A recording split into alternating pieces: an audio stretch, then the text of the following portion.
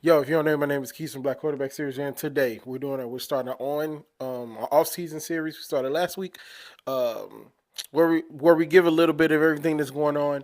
We were going to do the coaching breakdown for the Steelers, but a few things took precedent over that. We're going to do that next week, unless something else happens in the world of football. Then we're going to talk about that. But right now, if you've seen the thumbnail, rest in peace to Rondale Moore. He played at Purdue from 2018 to 2020. He was a standout. Uh, his first collegiate game, 313 all-purpose yards, highlighted with a 76-yard rush. So that tells you the type of athlete he was. He was a consensus All-American, Big Ten Freshman of the Year, Big Ten Receiver of the Year. So uh, this is one of those special dudes, right? And so then after he gets to the NFL, he bounces around Arizona, Atlanta, Minnesota, which ultimately was his last place he played football at, where he took his life in his garage.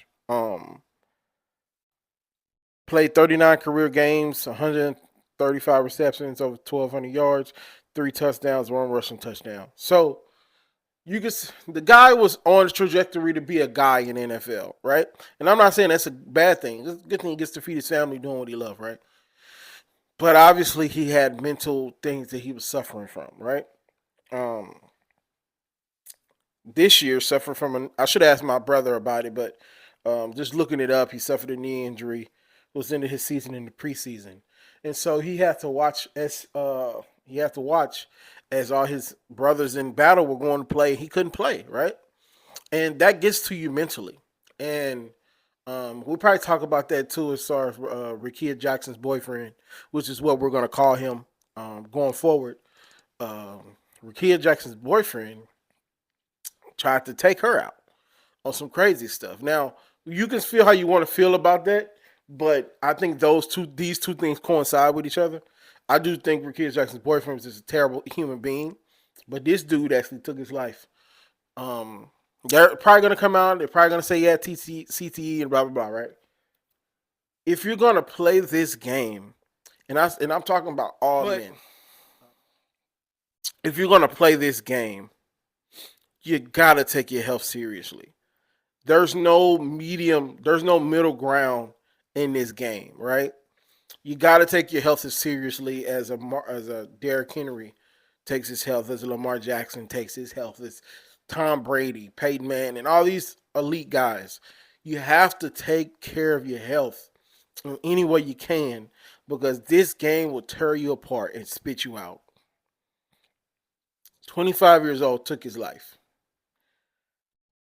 He has so much life to live, and he had a I don't like I said, I don't know if he was going to be a Hall of Famer or nothing, but he had a chance to be a successful NFL guy and parlay that into something off the field, right? But for him to take his own life, and like I said, I don't know much news about it. I really kind of just hit my desk as I was starting to record, and I had to shift everything I was going to do. But you hate to hear this, and men, we have to take mental health more seriously. My uncle has this saying: "Do what you got to do to get through the day." Within reason, right? We don't want people to access drinking, access smoking. But if you got to smoke a little bit to make sure you're cool, drink within reason to take the edge off. Don't abuse anything. Play the game, listen to music, work out hell. Like anything you got to do to keep yourself from going crazy, please do that. I'm not one that's going to advocate to go see a therapist and all that, because we already know that that industry is more catered to women and their needs. There's I can't remember his name right now. I think his YouTube channel is called Ask the Black Man or something like that.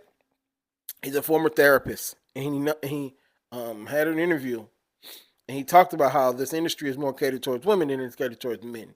So I'll never advocate men to get to see therapy, right? But if you're going to do therapy, make sure it's from a black man, or hell, even a black woman, because they're not all feminists. Make sure that it's from somebody that you trust and knows your struggle from a black perspective. Now, I'm not saying white folks can't do that, but make sure you do your research and get the best therapist possible. If you're going to go that route, please do your research. reach out to your brothers, man. If like I've never had the problem of this because all my brothers or my best friends and some of my brothers not even blood related to me, but I know I can call them at a moment's notice and talk to them about anything. Like we had a situation some years ago with a friend. We sat on the phone with him for 2-3 hours talking him off a ledge because of some woman, right? Find good men. They're not all of us are the same in the sense that, we don't really care about feelings and all that. But it ain't even gotta be that. Just hey, let my brother talk. What he got to say, we talk back and forth. Men know how to talk to men. Men know how to talk to men. So you get a group of guys that know when to hold you accountable, knows when to step back, knows when to give you that pat on the back, and knows when to talk shit to you to your face to get you on the right track. You have to find men like that in your life to keep your head on straight. I got a Keith's quotes coming out. It's probably out on my second channel already. I'm gonna leave the link to my second channel at the end, where I talked about J. Cole and his album and what he said in the video that he released yesterday, or not, probably about like 3-4 days from when I recorded this video. Probably about a week, honestly. Probably about a week. He released it Friday, where he talked about Forest Hill Drive and how he didn't get successful with Forest Hill Drive. He didn't say this, but to me, it came off he was 29, 30 years old when he made Forest Hill Drive. He wasn't even, I don't even think he was 30 yet when he dropped Forest Hill Drive. So just because he was 25, he probably felt like he was failing in life and all this other stuff. I don't know Mr. Moore. I don't. But as a man that's trying to build something, I definitely understand. And then he had to go against this collision sport in a sea full of demons known as the NFL. It's just, I hate to hear it. I absolutely hate to hear it. So rest in peace, Rondale Moore. Hopefully I'm saying your name right. If I'm not saying his name right, please let me know. I apologize if I'm not. God bless his family, and hopefully he get the help. These NFL players realize they need to go outside the NFL to get the help that they need. These health people that they have assigned to every team, they just say that. It's like when they was putting stop hate in the end zone. We know they're hateful, racist bastards. We know that. They're doing that just to check off the box. Do your own research. Get people outside of your team and put yourself first. Put yourself first. I'm learning that myself. Put yourself first. So rest in peace, Rondale. Looks long. He's got a receiver. Moore with a blocker. Rondale Moore, the rookie touchdown.